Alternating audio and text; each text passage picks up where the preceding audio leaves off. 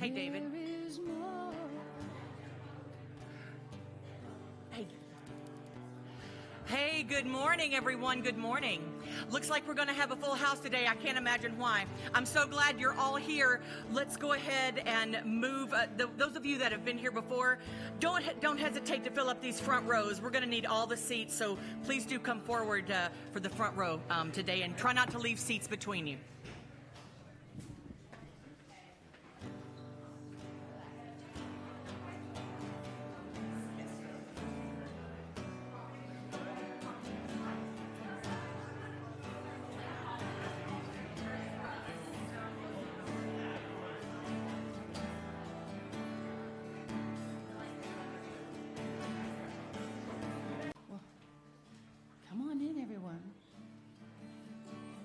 There's still chairs in the choir loft.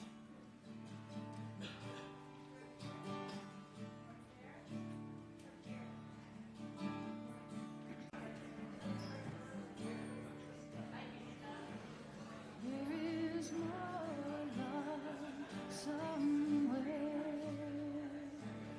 There is more love somewhere. And I'm gonna keep on till I find it. There is more love somewhere.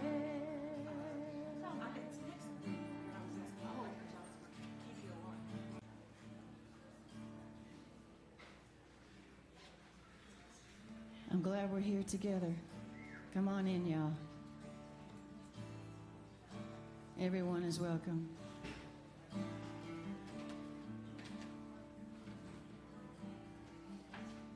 I bet many of you here were here to light a candle.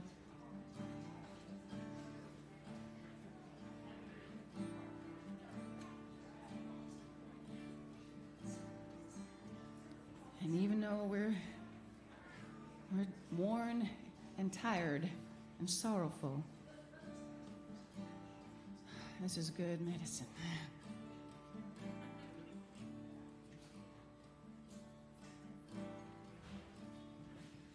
I have an opening song for you all. It's from our teal hymnal, 1006, but I rearranged it. It just was kind of channeled to me, so I'm going to go for it. Sometimes I open these hymnals, and it's exactly what I need to hear, and it's exactly the song. It's 1006. And you'll see I kind of arranged it. All the same words, of course, because it's the words that get into our hearts.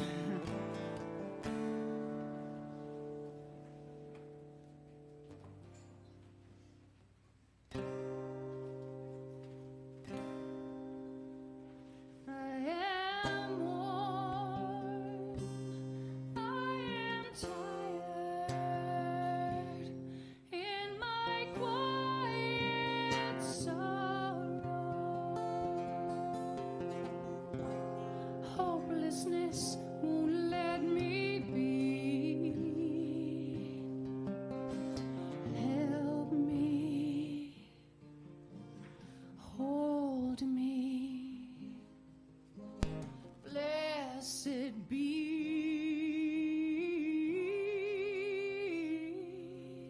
I won't speak of this heartache inside.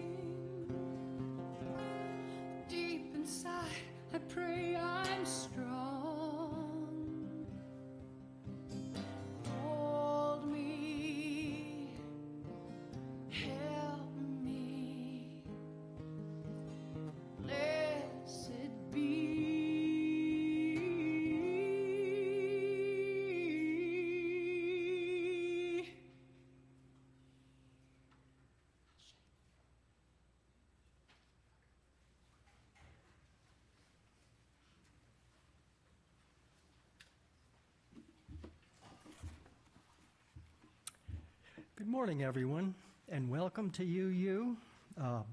I'm Mark Smith, and thanks for being here today. Unitarian Universalism is a religious tradition that values freedom in religious thought and journey. We uphold the unity of our interconnections, connections to each other, to all of life and the precious universe of which we are a part. We affirm the universality of love, and we journey together in community, and we welcome you, whoever you are, at this moment and wherever you are in your spiritual journey. For those of you joining us this morning, welcome. If you're new, please check out our website, UUFayetteville.org, for more information. For those of you visiting us for the first time, you'll find a visitor information card in the seat back in front of you. We'd love you to fill out one of the cards so you can get on the email list and keep you informed of our events. Later in our service, we will have a time when we'll come forward to drop a stone symbolizing our joys and concerns. If you have a joy or concern, you will have a chance to write it down a little differently today that Renee will explain further when that time comes. Okay? If you have a need for hearing assistance, our AV tech, David, can help you with that. Children are always welcome in our service, and there is also a staff nursery available for you downstairs, if you prefer. Please remember to silence your cell phones as we enter into our service. Thank you for being here today. As a community of people, we will share our various joys and concerns at a later time. I believe that's it. Thank you again. Thank you, Mark.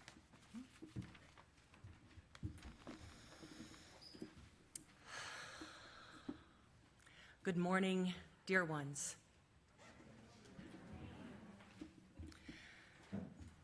I'm so glad to see all of you here today. So many new faces, so many faces that I saw on Thursday evening. Thank you for coming. On Tuesday, I gathered with a few of my best friends to watch the election results come in. I had printed some election bingo games so that we could listen to Steve Kornacki and cross off the squares when he said things like, "It's going to be a close one," or "blue wave," or "red wall," or "undecided voters," and things like that. It was fun, and we all played until we didn't. Until we could no longer take our eyes off the TV to play. Until our hearts were in our throats with fears and anxiety about the future, we all suddenly stopped playing because in that moment, it wasn't time for a game. Some of you shared with me that you didn't watch it. Maybe that was best. I left Ginger's house earlier than I thought I would. We all did. Walking like a zombie out to my van, I got in and sat down and looked around as though I forgot how to start it. I was numb, except for a few tiny moments of desperate freakout. During one of those tiny moments, I picked up my phone and said, "Hey Siri, what are we going to do now that Trump has won the election?" And Siri dutifully gave me 3 articles.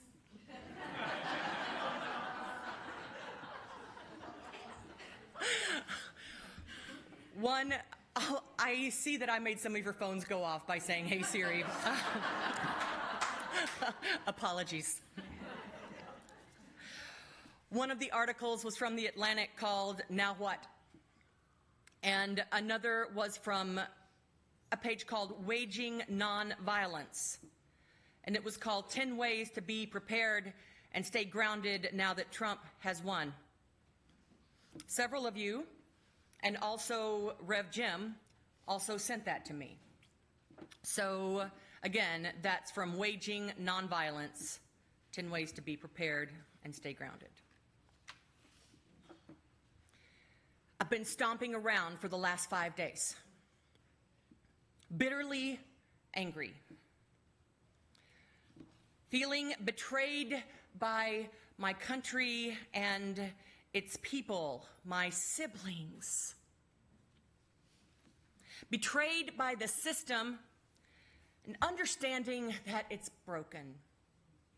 It's all broken. And I also feel a little broken. I knew I wasn't the only one.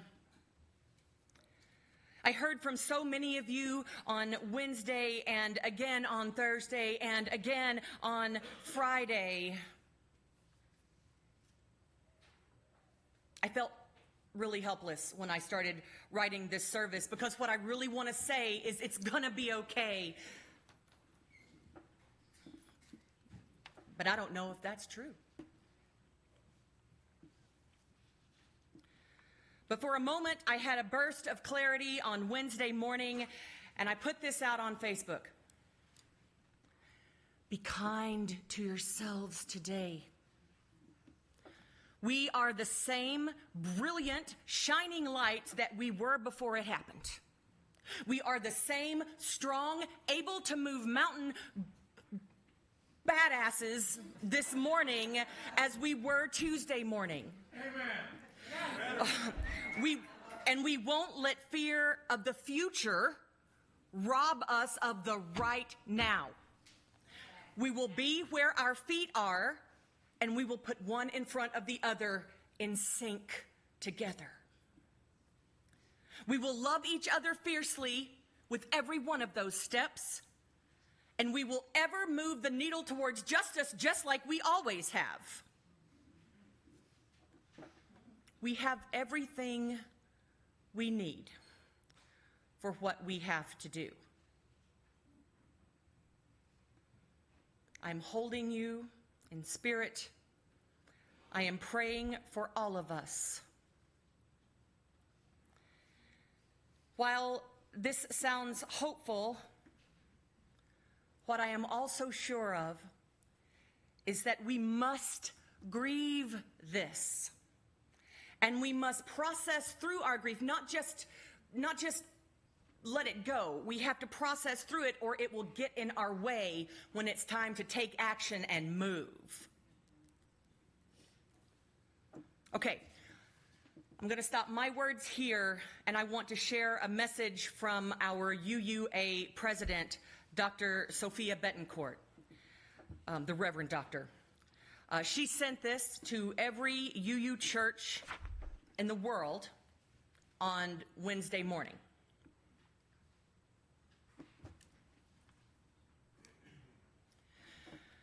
We gather on the morning after in a time of great fear and devastation and very real risk to ourselves and our beloveds.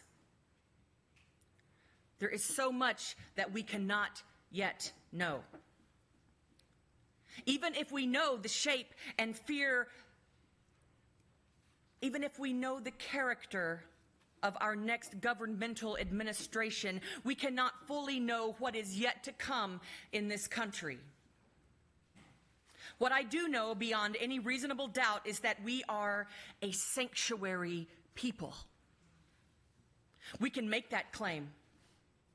From the powerful efforts of our elders in the middle of the 20th century, through to our congregations and communities offering shelter to migrants today, whether harbor or Pink Haven, our homes, sanctuaries, even our national headquarters model what it means to offer solidarity, shelter, and asylum in the face of what many of us cannot begin to imagine.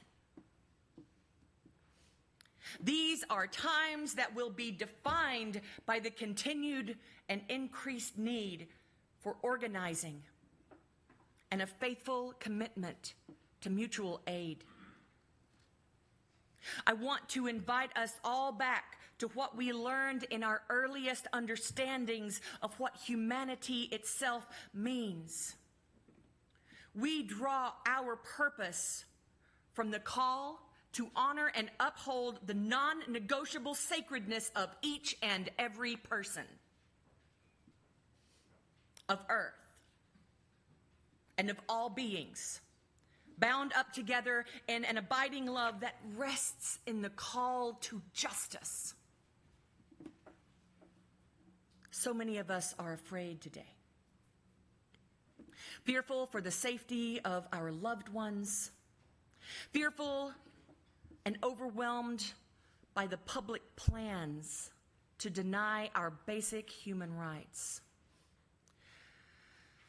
I invite us to feel the reality of that concern and to hold each other in our grief.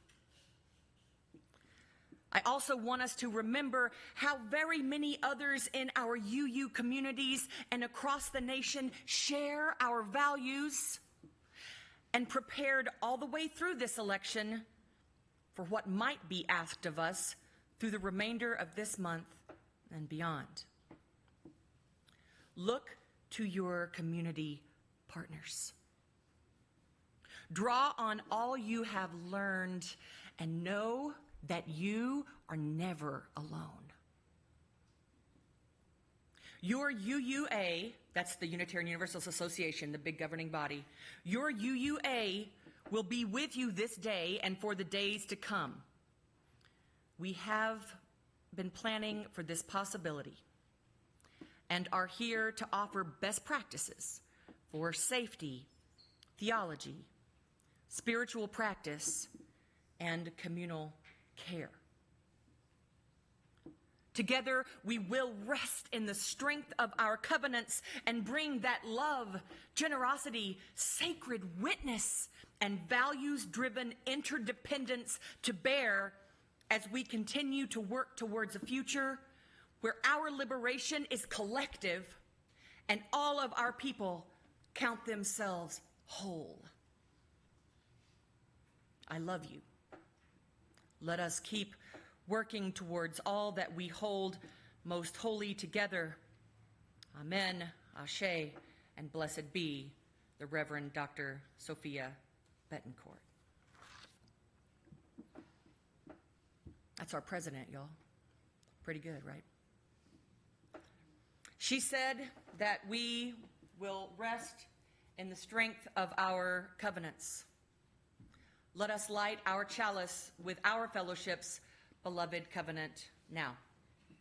Love is the spirit of this community, and service is its prayer. To dwell together in peace, to seek knowledge in truth, and to help one another. Thus we covenant together. Our first hymn, ordinarily I would say, let's all stand and sing our hymn. Let's not stand today. I want this to be a meditation. It's called Meditation on Breathing. And I hope that you will use it like a mantra.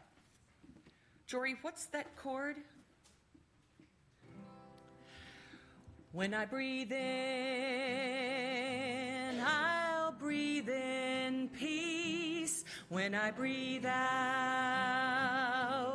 I'll breathe out love. Again, when I breathe in, I'll breathe in peace. When I breathe out, I'll breathe out love. When I breathe in, I'll breathe in peace. When I breathe out, I'll breathe out love. When I breathe in, I'll breathe in peace. When I breathe out, I'll breathe out love. When I breathe in,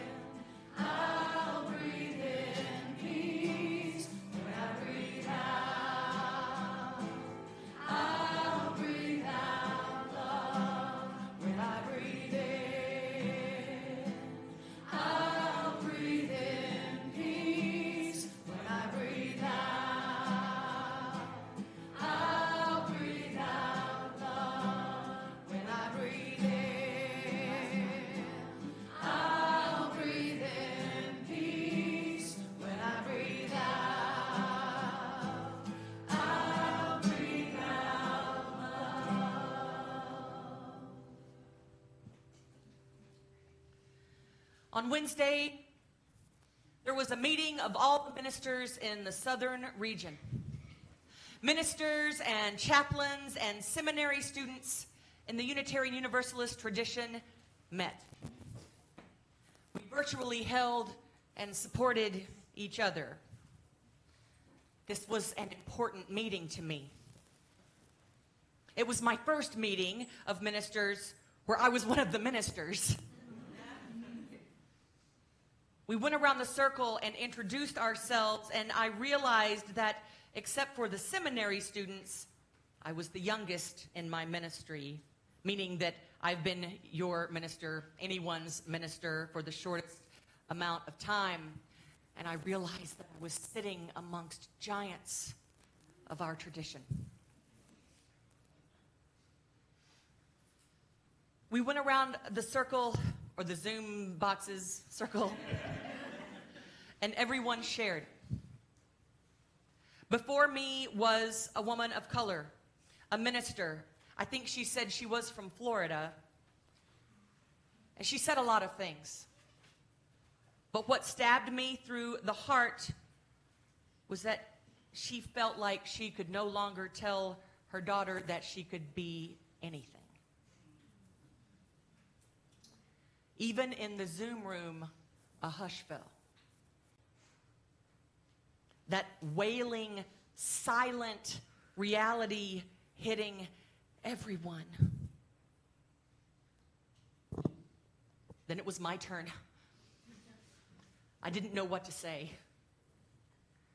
I had not cried about it yet, but in that moment, my emotions overtook me and I burst into tears. And through my clenched throat, I was able to squeak out the words, "I don't know what to say to my congregation on Sunday." And I looked up at all the little Zoom boxes, and everyone was nodding, and some were patting their chests and rocking, and I knew that they were hugging me as best they could. None of us, from the most senior minister to the least, knew what to say after this awful moment, this most awful event. And somehow, the fact that we were all feeling that way made it better and worse.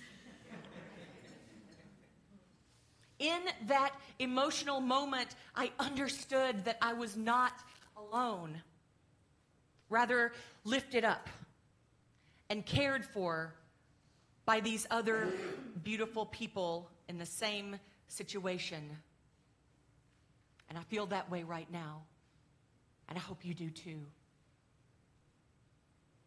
Here is an excerpt from I know I'm reading quite a bit today, but our congregation, our denomination and the southern region put out some really amazing things. And so I want to tell you a little bit about the press release, just an excerpt. How will Unitarian Universalism meet this moment? Who are we called to be, and what are our deepest values and commitments compelling us to do as the map of the terrain that lies ahead snaps into focus? Perhaps the greatest gift of belonging to the rooted, dynamic, living tradition of Unitarian Universalism is knowing in our bones that we are both the inheritors of a complex and powerful historical legacy and the stewards of a future yet to be imagined. Today, as it has always been, the unwavering love at the center of our faith is our greatest balm, our strongest shield, and our fiercest power. That animating core of love will both demand our rigorous action and offer us the wellspring of hope and courage that will equip us for that work that is ahead of us. Beloveds, We will hold our fear together. We will honor our rage and devastation and grief. We will hold one another faithfully. And then we will move deliberately. We will invest in trust. We will claim joy, rest, and sustenance. We will resist en masse. We will fight fascism and continue the struggle for democracy. We will continue to build our movements for justice. We will focus our efforts and abandon distractions. We will create safe harbor for those in danger, and that's some of us. We will leverage our resources. We will sharpen our skills and our analysis.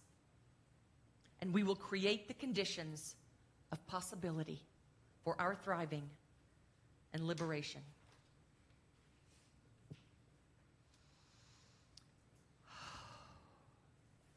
Okay. Mark told you that today our joys and concerns look a little differently.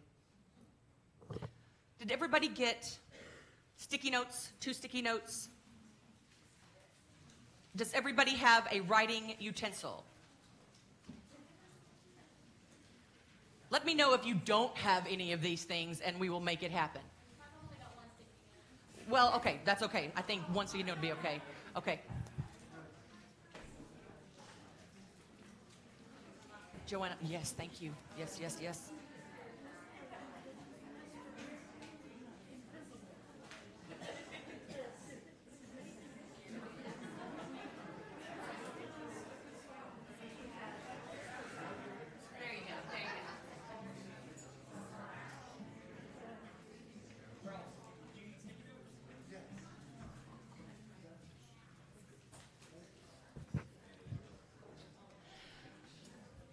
Anyone else?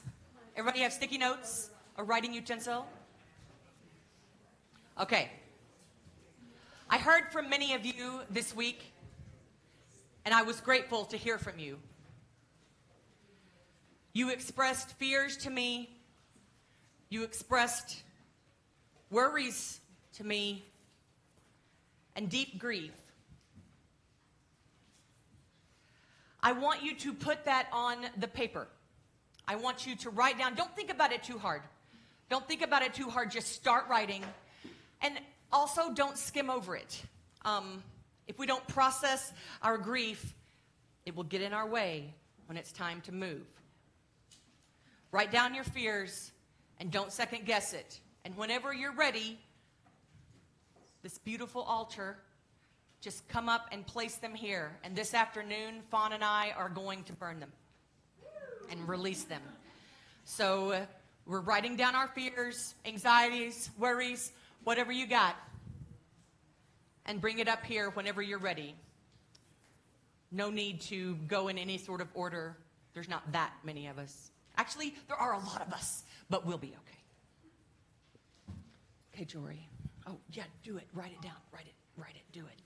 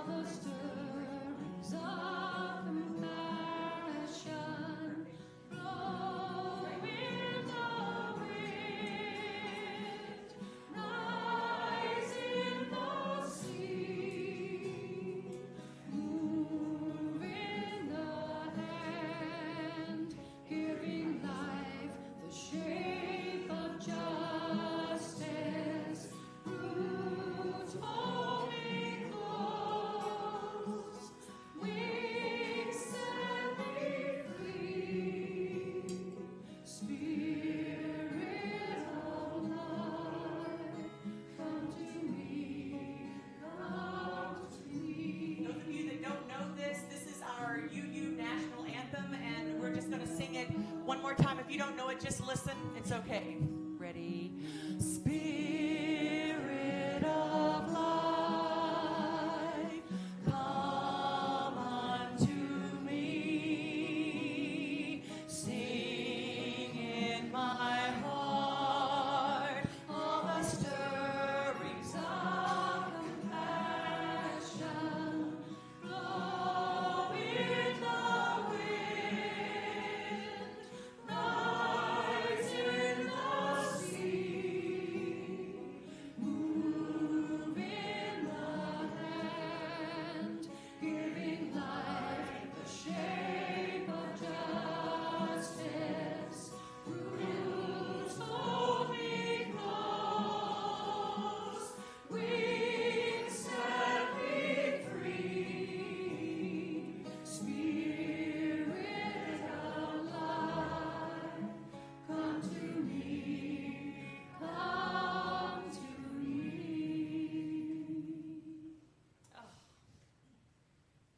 Thank you. Beautiful. All of it. Look at this. Okay, moving into our message. I told you about the ministers' meeting that happened Wednesday. Another thing that happened at that meeting was someone said their congregation was going to have a vigil. And in that moment, I was like, oh, we're also going to have a vigil. Not only that, we're going to do it tomorrow, which was Thursday. And as soon as the meeting was over, I checked with Jean and Kate to make sure they also thought the vigil was a good idea. And then I got on the phone with Fawn, and we got an email out to all 500 of our members and friends on our email list, and we put it on the Facebook, and lots of you shared it. And I didn't know if anyone would come. But I knew that we had to offer it. There was so much pain in our community, we had to have an outward sign for the public. There was less than 24 hours to get it all figured out, publicized, and put together, so I just put my head down and went for it. Still unsure if anyone would come. And so on Thursday, I got up and prayed in my way that UUFF, would help people. I bought some affirmation coloring pages from Etsy, coloring pages that say breathe, and I will honor my needs, and in my sadness, I still love myself. And I went to Target and got new crayons because we all know new crayons feel good. When I got here, Fawn made 12 copies of the affirmation color sheets, and I set up tables, put out crayons and sheets, and set up about 20 candles for folks to light. Set up our bowl of stones and water, and got the sanctuary ready to receive folks. The vigil was to be from 3 to 8. Folks started coming at 2:30, and the last folks left at 9. 101 people walked through our door on Thursday, and about a third of them I had never seen or met before. Folks came from all over. I don't even know how they heard about it, but they did. Folks from Missouri and Oklahoma and Clarksville and Bella Vista, several folks from Alma, Mountainburg, they came. They came because they needed to be with like-minded people, their extended community. I heard so many feelings and stories that day and tried to hold space best I could.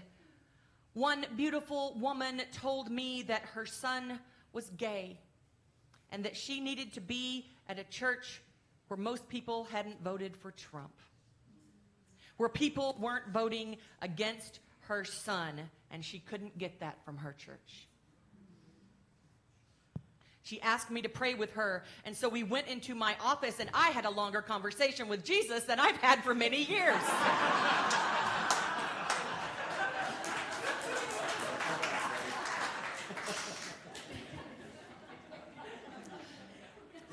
I prayed with several folks that wanted to talk to the Christian God.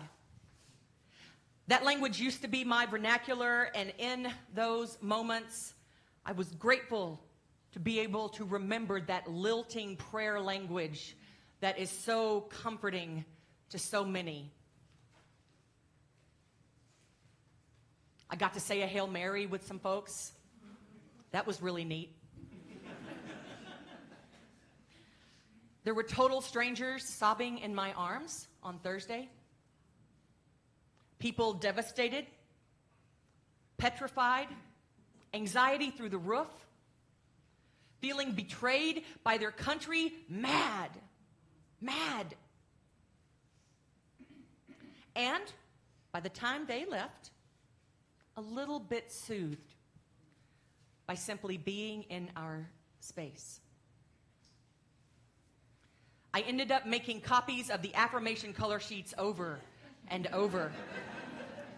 I ended up setting more candles out over and over until we were all out of votives. We're all out of votives, Fawn. It's great.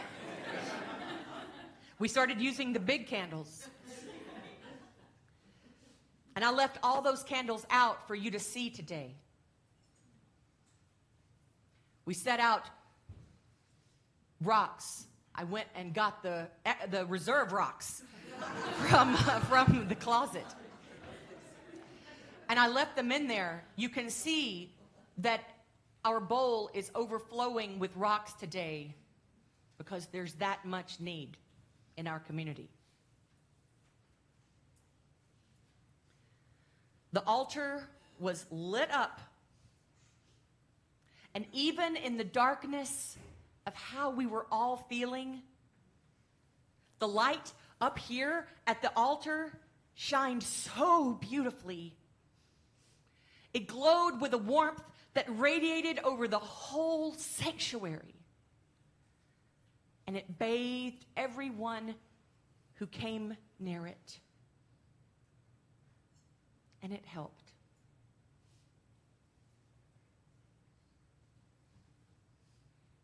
So in conclusion, no, I don't know what we're going to do or how we're going to do it. But what I do know, and after Thursday, what I'm absolutely sure of,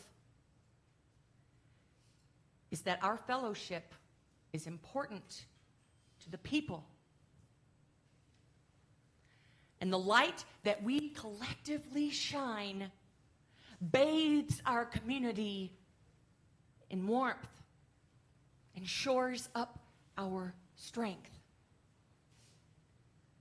So whatever we do, let's do it together, hand in hand, with our steps in sync as the Unitarian Universalist Fellowship of Fayetteville.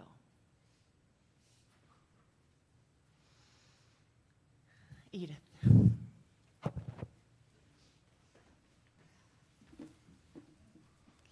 My name's Edith Bradbury, and every week during our pledge drive, we've been having a gratitude moment.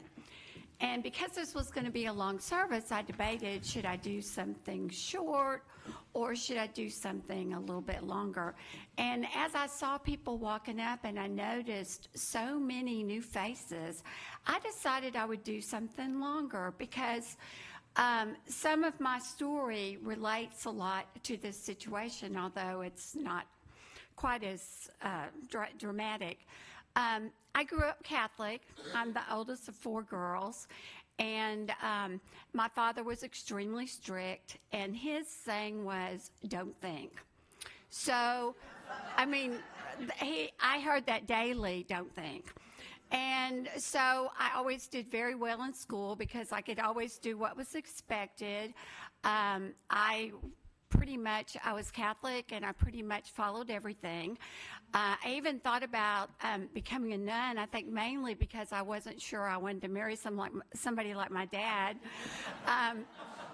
because he was so authoritative. Anyway, long story short, I went to college, and of course in college you start having to think a little bit. So I started thinking, and then I went to work in a hospital.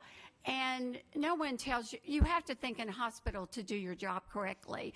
But also there's a lot of things to think about in hospitals. You see miracles, you see tragedies, you see the most dear people, and then you see people that are hard to deal with. So you see a whole range of things, and it makes you think about a lot. So although I continued to go to the Catholic Church, my kids went to Catholic school, I started really thinking a lot and kind of searching, because I kind of felt like I wasn't in the right place. And then also, it was very hard to admit, and I think that's what I think some of the new people here maybe have experienced. I started not being able to really go with what I was hearing in church. A lot of times I was sitting there going, oh, I don't know about that. I started thinking, I started questioning the things that I was told. I went around like that for numerous years. And then one day I met Marie. She was a patient. And she was not very nice to me to begin with. She didn't want to have anything to do with me. She really wanted me just to go on. She didn't feel well that day. And I was kind of a trooper, and I walked in and I was like trying to find something that she and I had in common. I wasn't going to just let her go. And we found something in common. We knew this woman that I knew who, interestingly enough, was a Unitarian Universalist. And I didn't know anything about Unitarian Universalism. I can't talk. Unitarian Universalism. I had been told that it was a cult. And so, but she started talking about her church. She started talking about the people, her fellowship, and she called it her church, the people there. And I thought, I like that. I really, really do like that. So I'd never even gone to another church, maybe once with somebody, but not seriously. So that Sunday, I just packed up and went. And the choir director had purple hair, and I thought that was very charming. But I also just loved the people. They were friendly, they were welcoming, and the other thing that I loved was the 7 principles. And the 7 principles basically are that everyone has inherent worth. We're all open to learn, that peace and justice are important. Really all the things that are Christian values, but that I wasn't feeling like I was seeing lived out as much. And I'll tell you, I never went back. I've gone to the UU church ever since, and it's been going on 25 years now. I've never been happier. I've never felt more of a sense of community. I was in the church in Little Rock for close to 20 years, and I hold those people very close in my heart. Came here, and as soon as we opened up, and after COVID, I was here, and the same thing. The absolute sweetest, most dear people who I feel like live their values, live what they believe. I don't feel the cognitive dissonance that I felt in at least the Catholic Church. That's really been my own experience. So I am so grateful to be here. And today I am so grateful for all of you, and I'm so grateful for this community. And I do feel like together we can make this work. Somehow we can make it work because we're together. And I think that's important. The other thing I want to just say real briefly is, if you haven't turned in your membership packet, please do. They're in the back. There's a table back there, and it's just one sheet, front and back. Be sure and sign up to help in different areas in the fellowship, and also please make a contribution, or give us an idea of what your contribution is going to be during the year. You can also sign up to have a monthly contribution. There's a couple of ways to do that, or you can just give in the basket. But it's really important that we know, because we make a budget, we have to plan, and we have our regular expenses, and then we also have the other things that we might want to do. So it's important to be able to make a budget. So please, if you haven't done that, if you're a member, please do pick up a membership form and fill it out. Thank you. And now we'll take our collection, and Joy, I guess you're going to do the music. Thank you.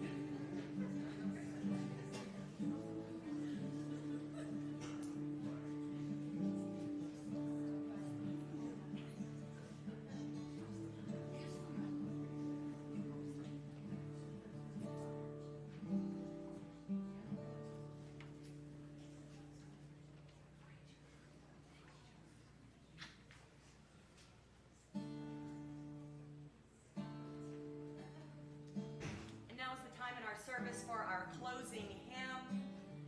This is Return Again. It's kind of like the opening hymn. It's a feel good.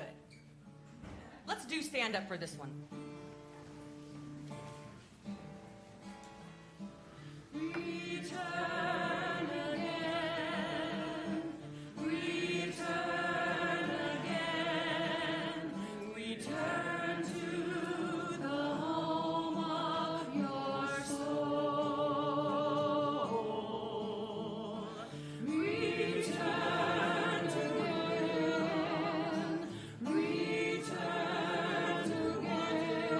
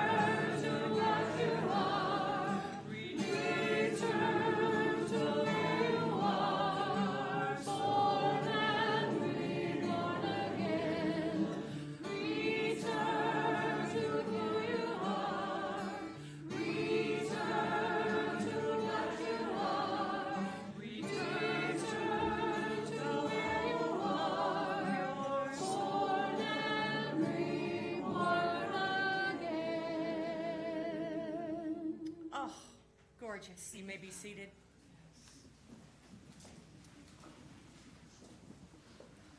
Dear ones, let's extinguish the chalice together. We extinguish this flame, but not the light of truth, the warmth of community, or the fire of commitment. These we carry in our hearts until we are together again. Mark, will you offer us the announcements?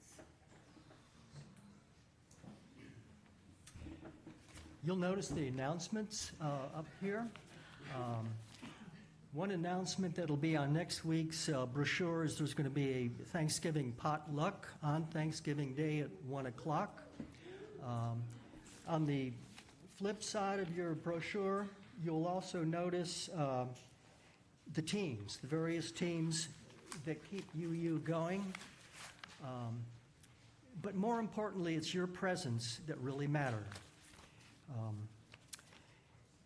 And there's also, in the reverse side, contact information of the UU luminaries, should you want to talk with them, and so forth. Thank you again today for your presence. I have one. I have an announcement. Lots of y'all know Reverend Clint Schneckloth from Good Shepherd. He is asking for help with Canopy services. Canopy helps migrants. It's for refugees, really. And what they need most is people who will see them, embrace them, and walk with them. That's where we come in. A Circle of Welcome is a direct relational way to offer support to refugees as they navigate their new lives here. Families who have a Circle team in place do better, plain and simple.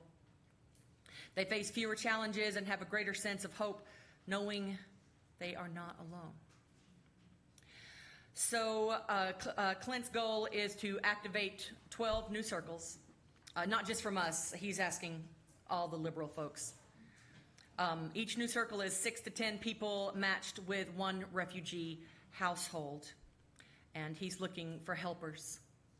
Let me know if this is something you're interested in.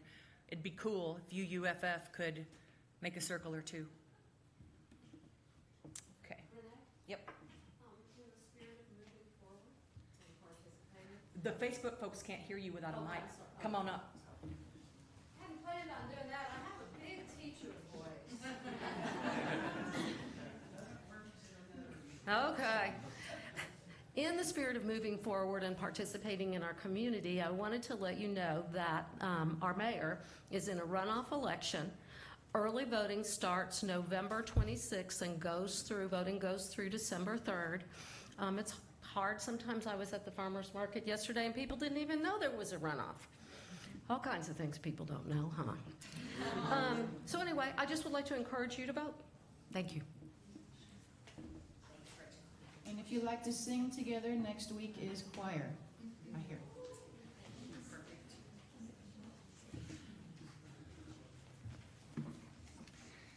Doug Kruger and I were talking, and he reminded me of this story. Mr. Rogers said, our great leader, Mr. Rogers,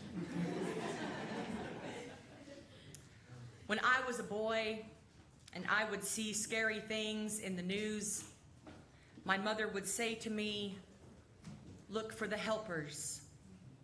You'll always find people that are helping. Beloveds, that is you, that is me, that is us. We are helping our community. I love you. Know that you are loved. Go in peace. Jordan.